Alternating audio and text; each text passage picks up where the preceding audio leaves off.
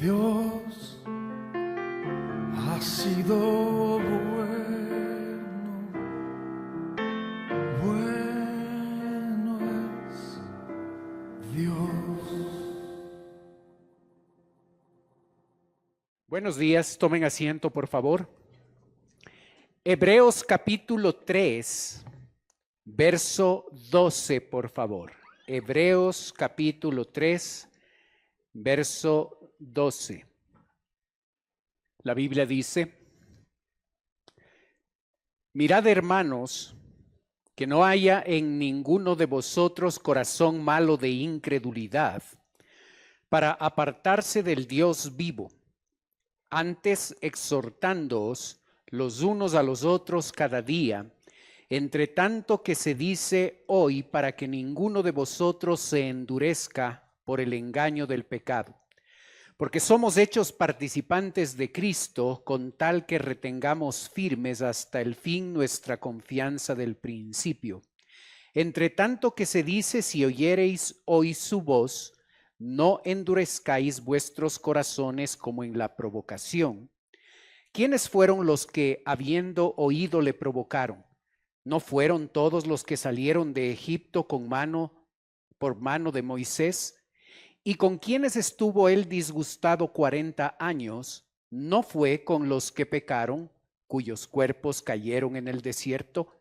¿Y a quienes juró que no entrarían en su reposo, sino a aquellos que desobedecieron? Y vemos que no pudieron entrar a causa de incredulidad.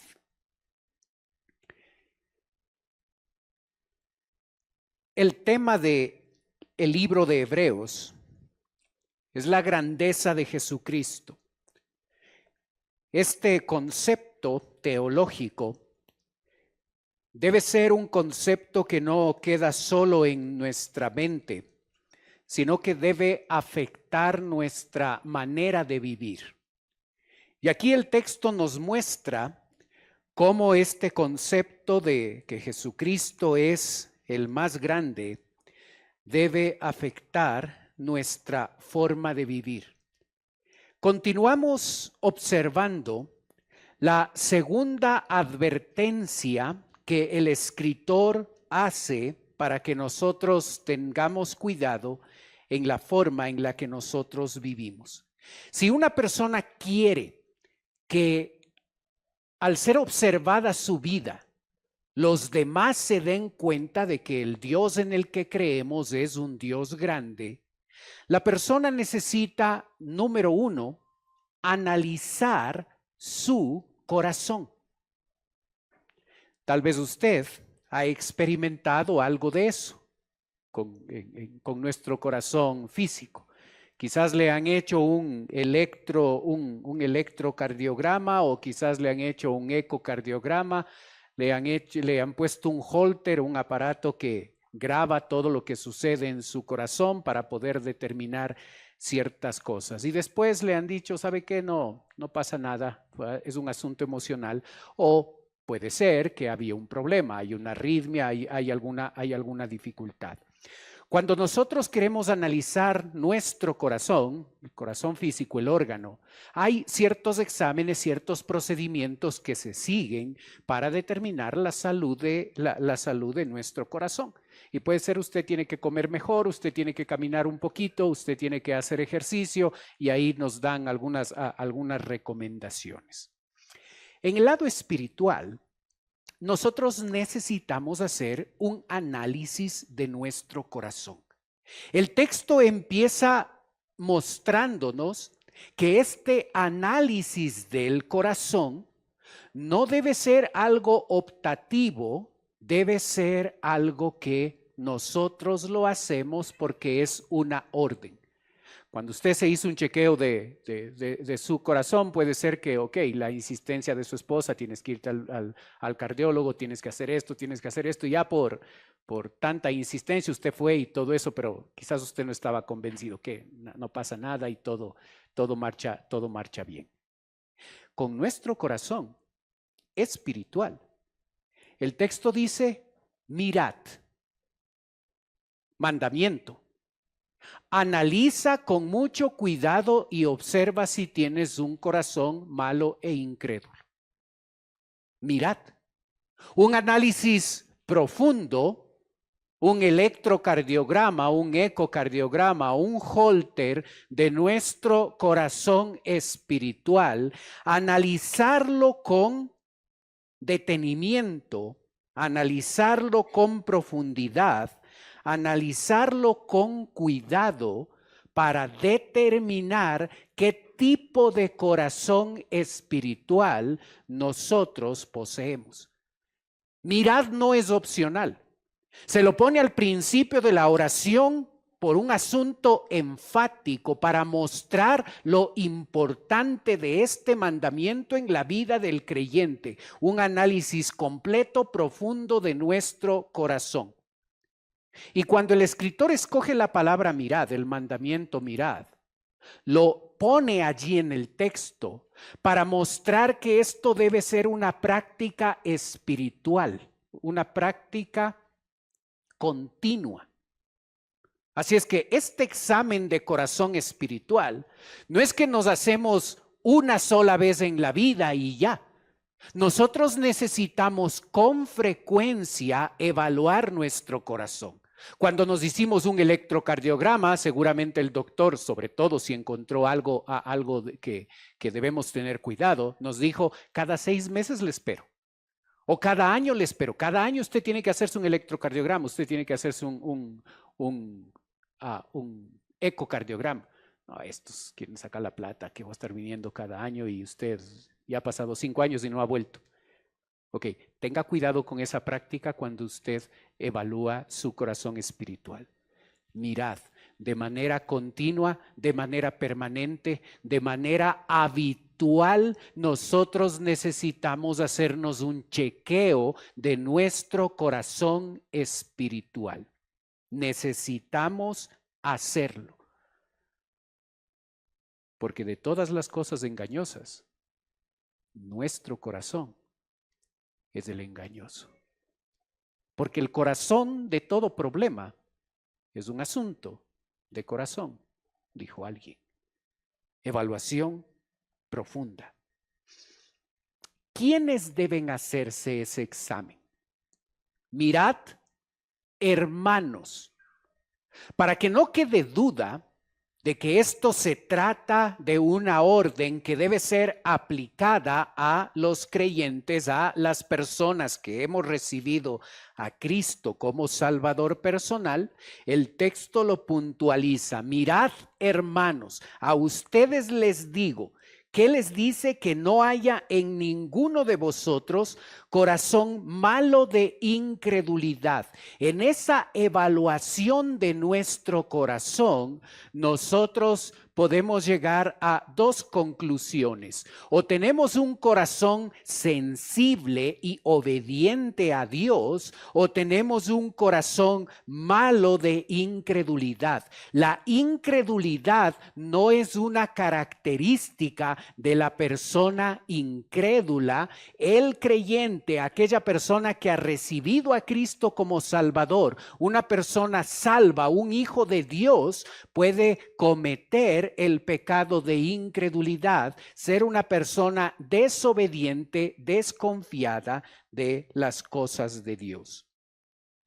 Cuando el texto habla de la palabra corazón, obviamente no está pensando en el músculo que tenemos en el pecho. La palabra corazón habla de la totalidad del ser. Así es que está haciendo referencia a nuestra manera de pensar, a nuestra manera de decidir, a nuestras emociones, a todo lo que somos como persona. La palabra corazón está significando eso. Así es que ¿dónde puedo observar maldad e incredulidad? En mi forma de pensar. ¿Dónde puedo observar maldad e incredulidad en mi vida? En mis decisiones, en la forma en la que tomo decisiones y en las decisiones per se. En mis sentimientos. Ahí puedo observar maldad y puedo observar incredulidad. Cuando un creyente tiene un corazón malo de incredulidad. ¿Cuál es el resultado? Observa el texto. Para apartarse del Dios vivo. Ese es el resultado. Así es que aunque nosotros de pronto hayamos dado poca importancia a ese chequeo de nuestro corazón físico, no deberíamos hacerlo, pero si dimos poca importancia, algo que no podemos dar poca importancia es al chequeo de nuestro corazón espiritual, porque si nosotros observamos que tenemos un corazón malo de incredulidad, eso nos lleva finalmente a apartarnos de Dios. No es un asunto de pérdida de salvación, porque gracias a Dios la salvación es por gracia, la salvación depende de Dios. Qué bueno que dependa de Él, porque si dependería de nosotros estaríamos fregados. Si no tienes cuidado de tu corazón, tú puedes apartarte de Dios. Es una realidad. No es algo que el texto está poniendo allí para asustarnos.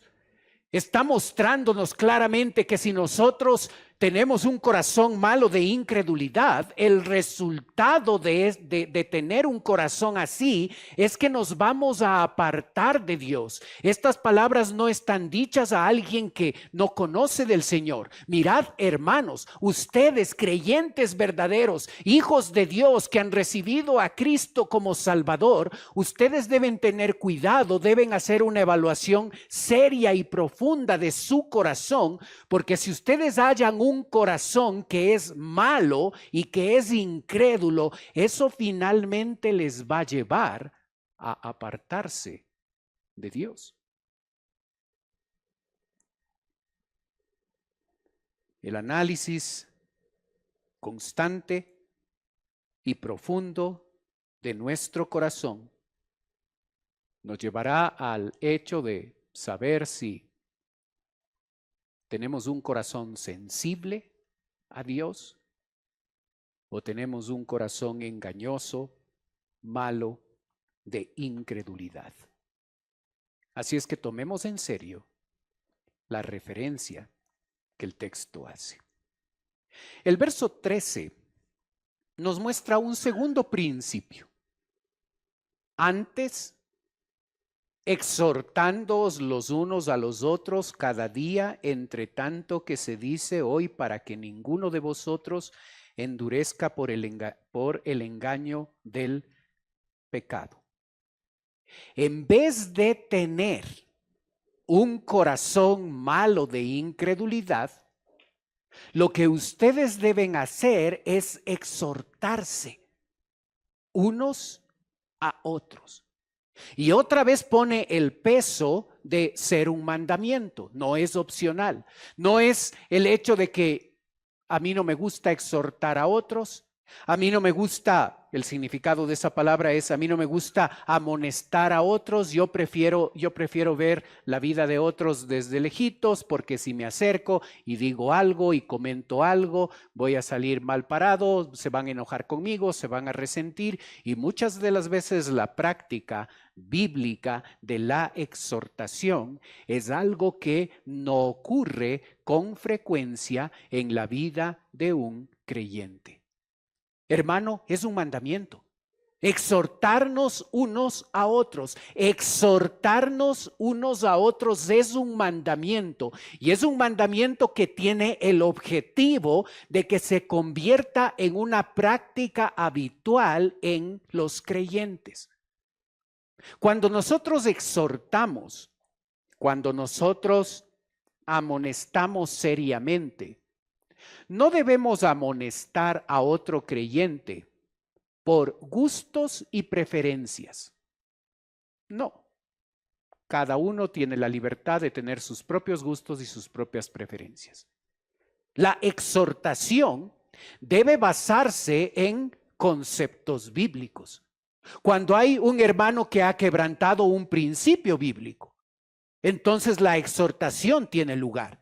No para mostrarle que esa persona debe modificar su comportamiento porque a mí no me gusta, porque mis preferencias son distintas. No es un asunto de exhortar por gustos y preferencias, es un asunto de exhortar cuando vemos en la vida de otro creyente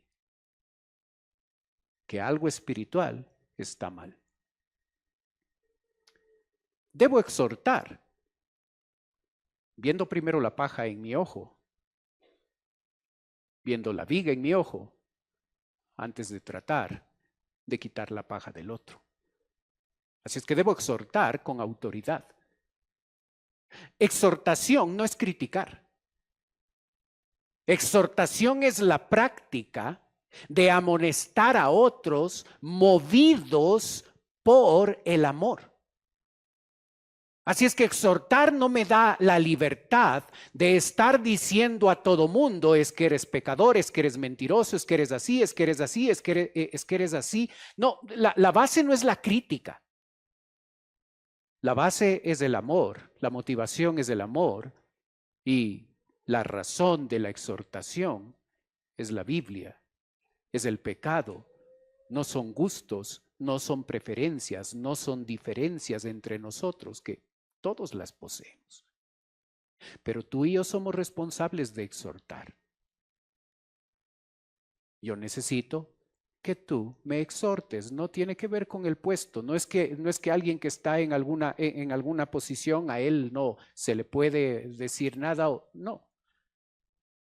Necesitamos exhortarnos los unos a los otros. Cuando tú observas en una persona, cuando tú observas en tu discípulo, cuando tú observas en tu familia, cuando tú observas a alguien que está yendo en contra de la Biblia, es tu responsabilidad exhortarle con el objetivo de que su corazón no se convierta en un corazón malo, en un corazón de incredulidad.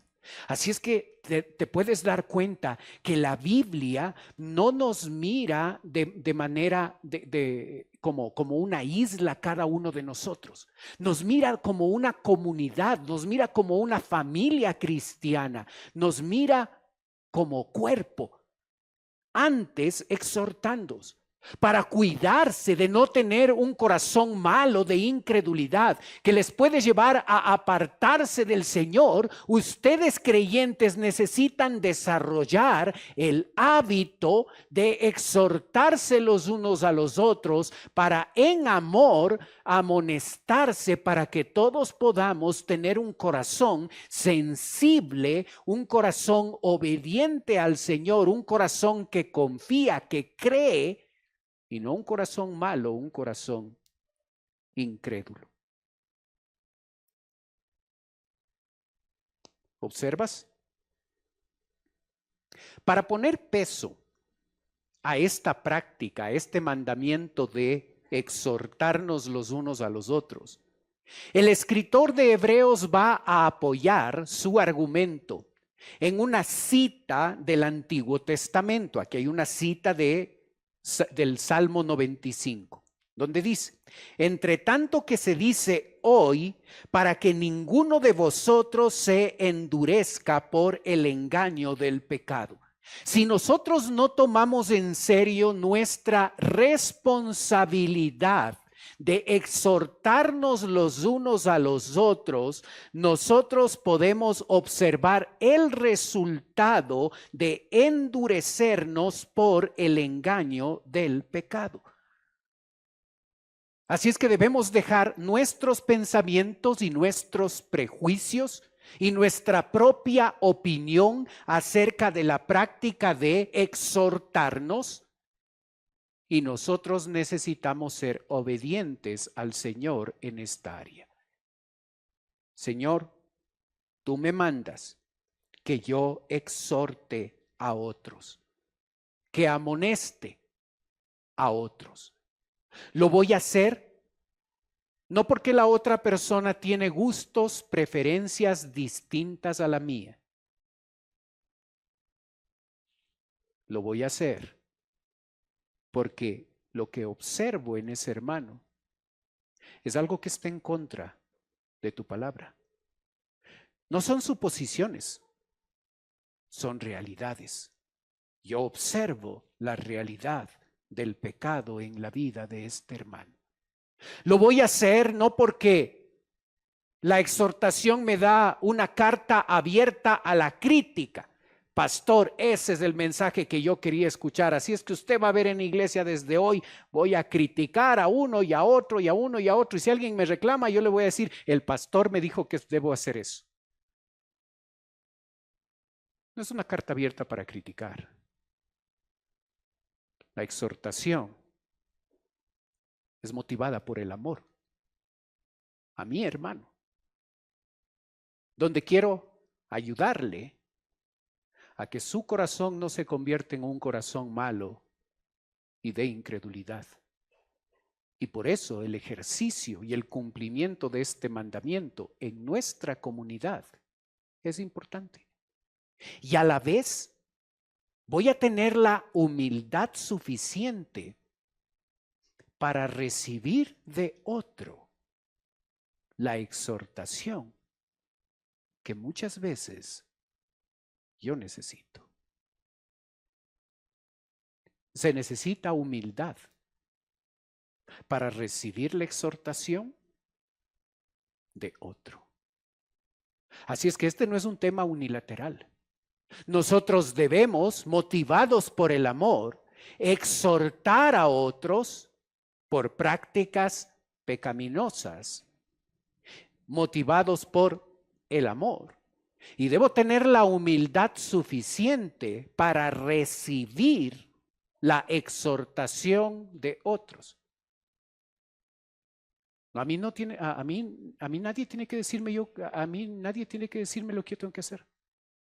¿Cómo así usted se pone en el derecho de decirme a mí cómo yo debo vivir? ¿Quién le ha dado el derecho? La Biblia, exhortando unos a otros. ¿Observas? Y si yo reacciono así, debo añadir un problema adicional, el problema del orgullo. Porque solo una persona humilde puede recibir la exhortación de otro. Cuando nosotros no integramos esta práctica en la comunidad, en nuestra iglesia, el texto dice que podemos endurecernos por el engaño del pecado. El pecado puede engañarnos a nosotros los creyentes y puede llevarnos a pensar que algo en lo que pensamos no es malo, es correcto, cuando la Biblia lo cataloga como pecaminoso. Podemos llegar a tomar decisiones incorrectas, contrarias a la palabra de Dios, pecaminosas, creyendo que no tiene nada de malo esas decisiones. Podemos sentir cosas hacia otros que nosotros vemos que no tienen nada de malo cuando observamos que la Biblia las condena. Observa el engaño del pecado. El creyente empieza a llamar a algo bueno cuando no es bueno. Empieza a pensar que eso es correcto, empieza a pensar que una actividad es aceptable, no hay que ser legalistas, una actividad es correcta, es aceptable, es permitida para cierto creyente, ciertas actitudes, cierta manera de hablar es correcta, no tiene nada de malo, no hay que ser dramático en la vida cristiana, todo esto está bien. Pero es diferente a lo que la palabra de Dios dice. ¿Sabes por qué? Porque el corazón te ha engañado. Porque se ha endurecido el corazón. Y ahora, cosas que son incorrectas, pecaminosas, el creyente empieza a aceptarlas como cosas adecuadas, correctas, buenas. Empieza a llamar al pecado como algo correcto. ¿Observas que eso pasa al mundo, eso pasa al incrédulo? Cosas que antes Aún los incrédulos decían, no, eso está mal, eso es incorrecto. Ahora es aceptado. Pecados horribles que antes eran condenados, ahora la sociedad no tiene nada de malo. ¿Qué de malo tiene que una persona gay pueda ser pastor? En Colombia ya hay el primer pastor gay, como algo normal.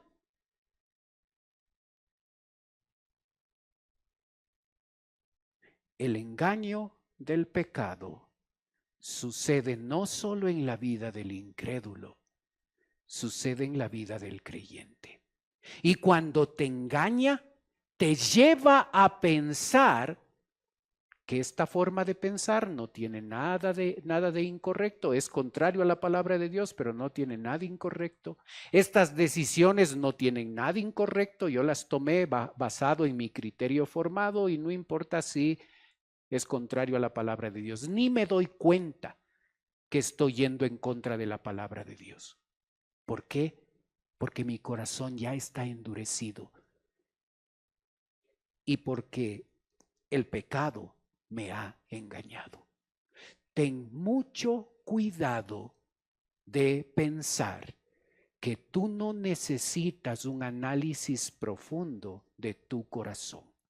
Ten mucho cuidado de pensar que esa práctica de exhortarnos los unos a los otros es algo que nosotros no vamos a hacer, es algo, pastor, es algo que yo no voy a hacer, porque si yo me meto a decir algo en la vida de la otra persona, voy a salir mal parado y yo quiero vivir mi vida en paz, mi vida tranquila, si es que mejor no me meto. Veo, eso está mal, pero no digo nada. ¿Observas el problema? Un corazón malo de incredulidad que nos lleva a apartarnos del Señor. Y si no sería obvio lo importante del tema, el autor va a utilizar los versículos 14 y 15 para añadir peso a su argumento y a la importancia de examinar nuestro corazón y de exhortarnos los unos a los otros. Y por eso el verso 14 empieza con el por qué. ¿Por qué debemos analizar nuestro corazón? ¿Por qué debemos exhortarnos los unos a los otros?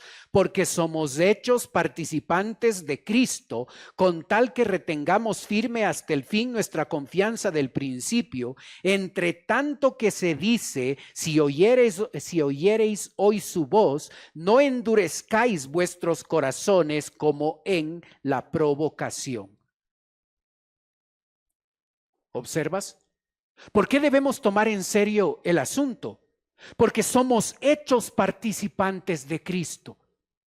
Porque somos hechos, es algo que nosotros no hicimos, alguien lo hizo, porque somos hechos participantes de Cristo. Dios, como una acción unilateral, nos salvó y nos convirtió en hijos de Dios. Somos hijos de Dios, Dios vive en nosotros. Él nos hizo así por su gracia. Observa quién eres. No podemos tener un corazón malo de incredulidad. No podemos dejar de exhortarnos los unos a los otros, con tal que retengamos firme hasta el fin nuestra confianza del principio. ¿Cómo confiaste en Cristo para salvación? ¿Recuerdas? Fue una decisión de fe. Te presentaron el Evangelio, el Espíritu Santo estaba obrando en ti y recibiste a Cristo. Pusiste tu fe, pusiste tu confianza en Él. Esa misma forma de hacerlo debe ser una práctica regular en nuestra vida. Nosotros debemos vivir una vida de confianza en Dios, una vida de fe. Una vida de confianza en Él. Ese debe ser la característica del creyente, porque lo opuesto a confiar es incredulidad.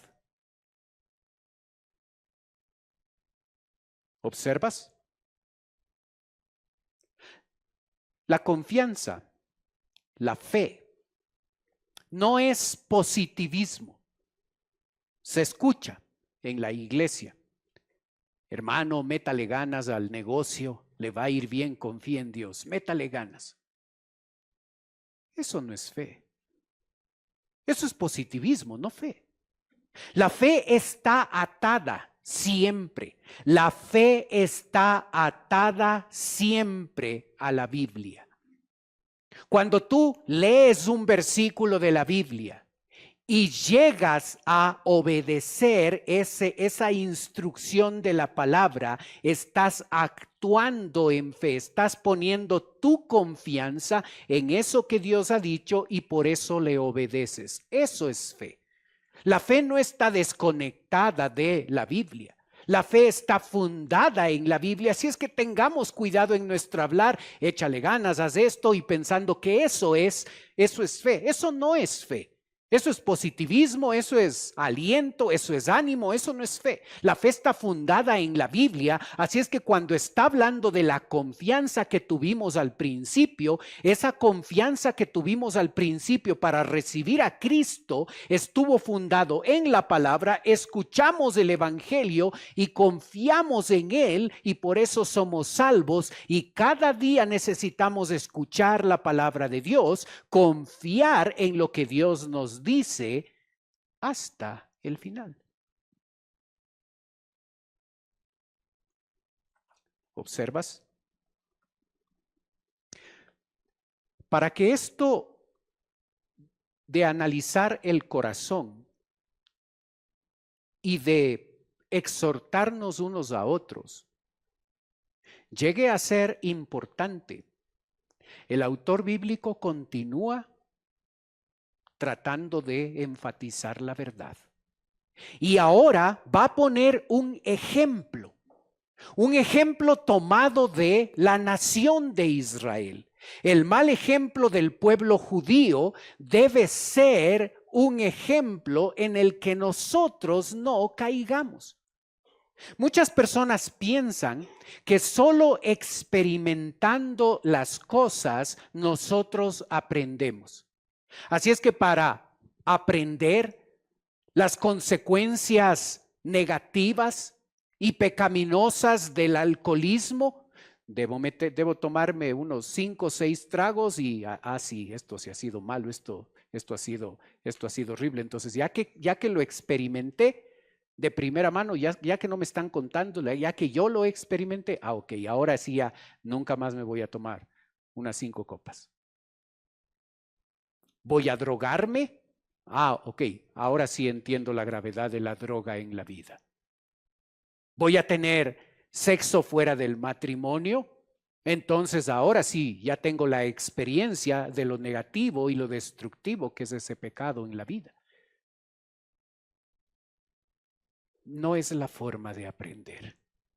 Nosotros podemos aprender y debemos aprender del buen ejemplo de otros y debemos aprender del mal ejemplo de otros. Y aquí el autor bíblico en los versos 16 al 19 nos relata el mal ejemplo de la nación de Israel para que nosotros no experimentemos en nuestra vida el tener lo que significa tener un corazón malo y de incredulidad, sino observar que la nación de Israel tuvo ese problema, tuvo un corazón endurecido, un corazón malo, un corazón incrédulo, y observando el mal ejemplo de ellos, nosotros meditemos en ese mal ejemplo y nosotros nos alejemos para no tener un corazón malo y un corazón incrédulo.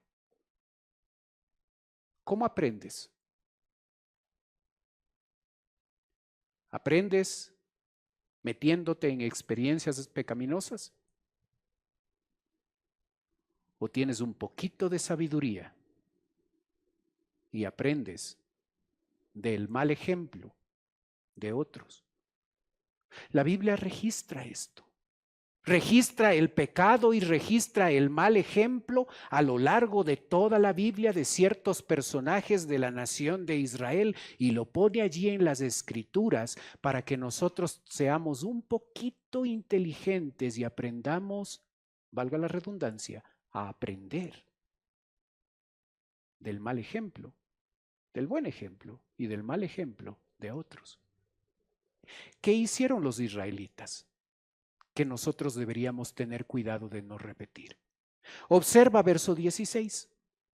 Y vas a mirar que aquí se registran 5 preguntas retóricas. Una pregunta retórica significa que es una pregunta que no tiene el objetivo de ser contestada. Es una pregunta retórica porque pretende que nosotros meditemos en esa pregunta y a veces en la propia pregunta ya tenemos la respuesta. Esas preguntas retóricas tienen el objetivo de hacernos meditar en esto. Observa las 2 primeras. ¿Quiénes fueron los que habiendo oído le provocaron? ¿Quiénes fueron? ¿No fueron todos los que salieron de Egipto por mano de Moisés? Observas en la segunda pregunta, ya tenemos la respuesta de la primera. La nación de Israel experimentó el poder de Dios al ser una nación que con el brazo poderoso de Dios salió de Egipto. Observó el milagro de que el mar se abre y ellos pasaron en seco. Experimentaron el observar que del cielo les caía maná, alimento de Dios, el pan del cielo para que ellos pudieran alimentarse. Observaron el milagro de ver una nube de fuego que estaba allí en la noche, y cuando la nube de fuego se iba para la derecha, ellos sabían que debían ir para la derecha, y si la nube en la mañana se movía hacia la izquierda, ellos sabían que debían ir a la izquierda. Dios les da de comer, les muestra que es un Dios poderoso, les va a meter a la tierra prometida, un lugar de protección, un lugar de alimentación, un lugar hermoso, un lugar que simboliza el reposo de Dios, un lugar donde ellos iban a ser una nación que los demás se admirarían de él. Dios quería bendecirles, quería darles todos estos privilegios,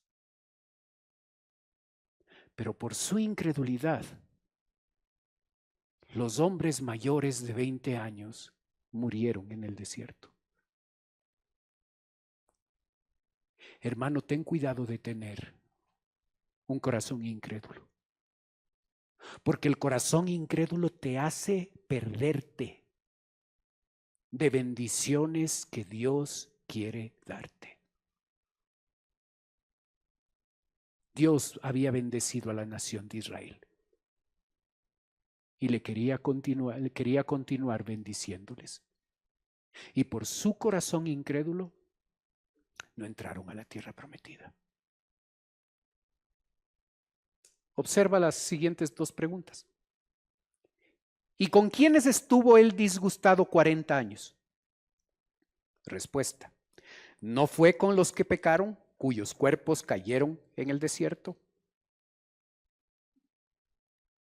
¿Observas cómo Dios se enojó 40 años?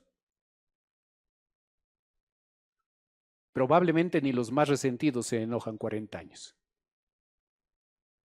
Tal vez alguno, pero ¿observas a Dios enojado? ¿Observas la ira de Dios? La diferencia entre el enojo de Dios y nuestro enojo es que cuando Él se enoja movido por su santidad. Nuestro enojo muchas veces es una expresión de pecado. Nos enojamos y las cosas que decimos, las reacciones que tenemos, las actitudes que manifestamos pueden ser tan contrarias a la palabra de Dios. Cuando Dios se enoja de manera santa. Y aquí en estos versículos nosotros podemos aprender algunos matices de la ira de Dios para llevar esas ideas a nuestra propia realidad, a nuestro propio enojo, y saber que Dios se enoja 40 años. La falta, el castigo, es proporcional a la falta. Si el niño bota el frasco, 20 correazos. No. El castigo no es proporcional a la falta. ¿Observas una diferencia entre el enojo de Dios? Su castigo es proporcional a la falta. Algo que a veces no sucede cuando nosotros nos enojamos. A veces nuestras consecuencias y castigos son tan desproporcionados al observar las faltas. Un segundo detalle es que Él no se enoja con todos. ¿Observaste? Se disgustó con los que pecaron. Las mujeres, los niños, la tribu de Leví entraron a la tierra prometida. Dios se enojó con los que tenían más de 40 años, que debían ser ejemplo y debían ser los líderes que mostraran al resto cómo debían vivir. Observas a veces nuestro enojo, el que hizo y el que no hizo paga los platos rotos. Debes castigarle a un hijo y si el otro que no hizo nada estuvo ahí, todos chupan. ¿Observas la diferencia entre el enojo de Dios? Él no se enoja con todos. Él se enojó con los que pecaron. No es el tema el enojo, pero hay algunas pinceladas que podemos sacar y aprender.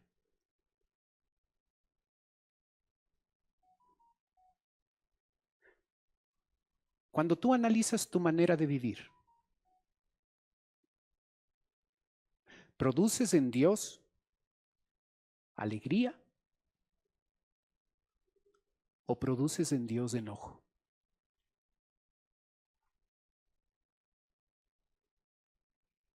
Una pregunta que debemos meditarla con cuidado.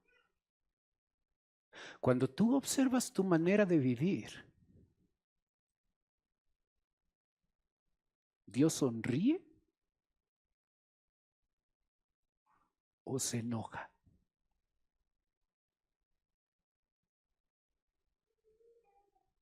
¿Qué produce tu vida?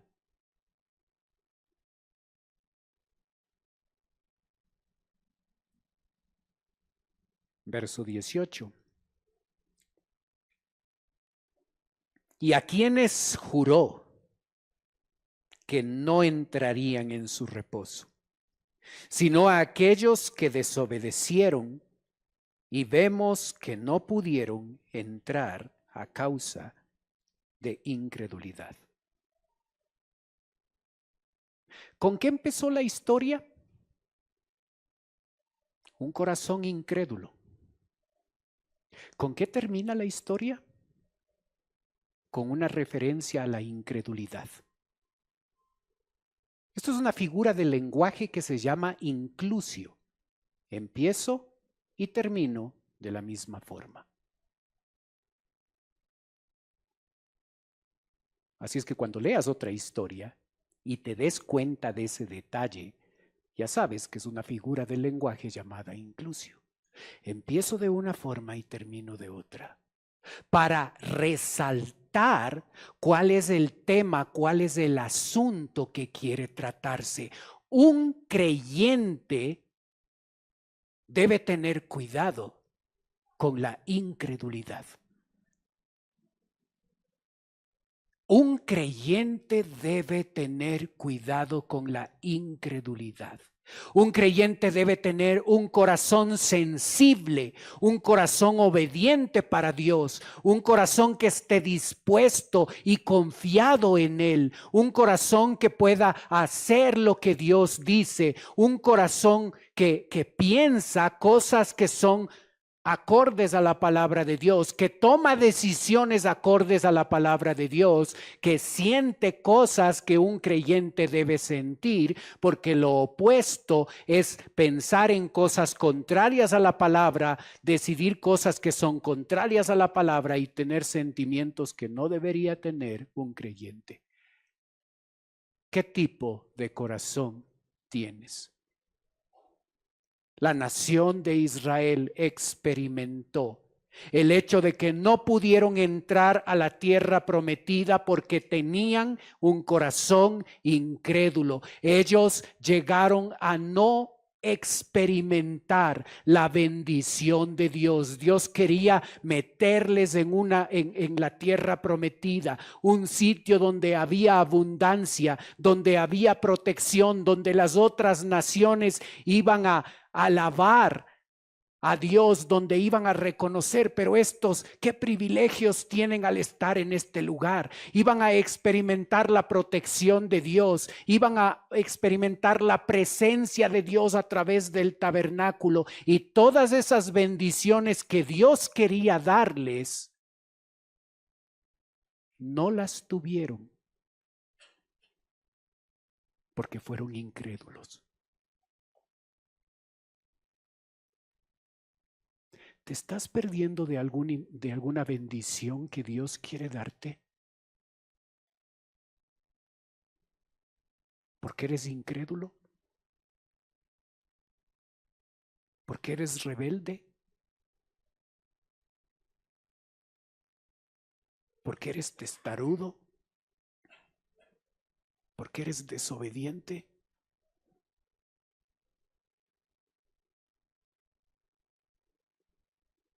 Un corazón sensible es un corazón al que Dios bendice.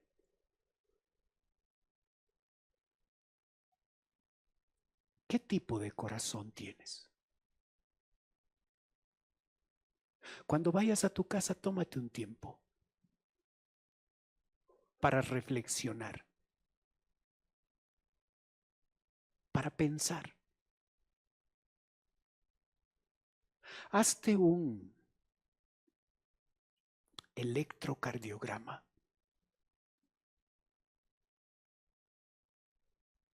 ¿Qué tipo de corazón tengo? ¿Rebelde? ¿Desobediente? ¿Testarudo? ¿O sensible y obediente a Dios? Oremos.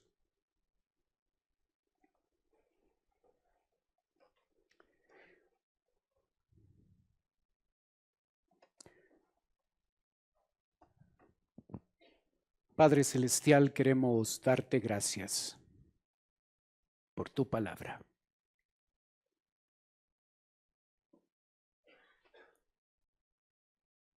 Padre, ayúdanos a evaluar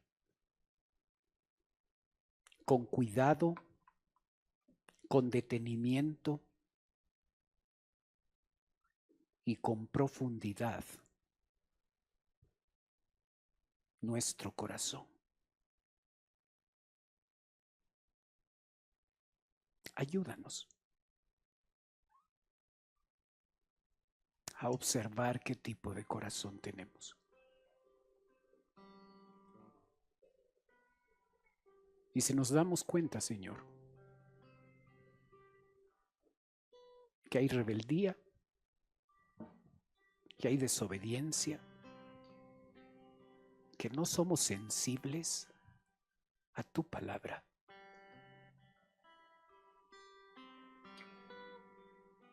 ayúdanos, cámbianos, danos un corazón sensible, obediente, confiado. Pedimos tu bendición en la aplicación de tu palabra.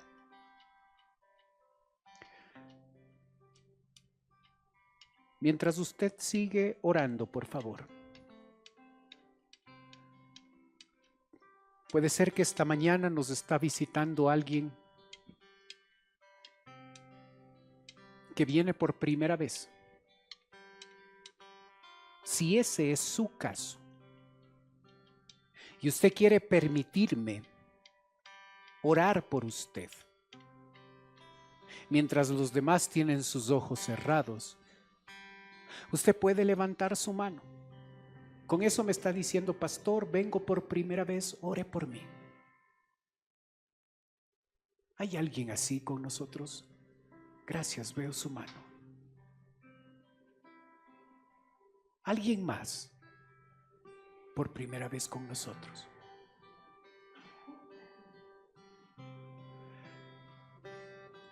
Para la persona que levantó su mano, en un momento voy a orar por usted, como le dije. Quisiera ofrecerle algo más. Por favor, no se sienta presionado porque no es el propósito. Si usted quiere, usted puede pasar a la parte de abajo donde estoy yo. Si usted lo hace, un caballero de nuestra iglesia se va a acercar. Le va a llevar a un lugar privado y en ese lugar va a conversar con usted. Los demás están manteniendo sus ojos cerrados para que no le dé recelo de pasar. Pero si desea hacerlo, venga, denos la oportunidad no solo de orar por usted, sino conversar un momento con usted. Es voluntario, si no quiere hacerlo, está bien, pero si quiere hacerlo, gracias por hacerlo, gracias por su disposición.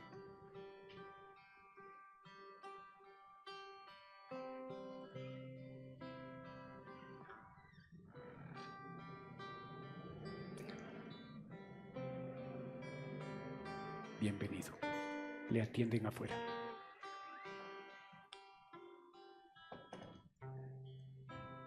Padre Celestial, te ruego por la persona que acaba de pasar. En este momento que van a presentarle el Evangelio, yo te ruego que si no lo ha hecho, pueda recibirte hoy como Salvador. Te pido, Padre, por nosotros, tus hijos, a veces tan testarudos, tan orgullosos, tan desobedientes. Ayúdanos a tener un corazón sensible, un corazón obediente, porque sabemos que ese tipo de corazón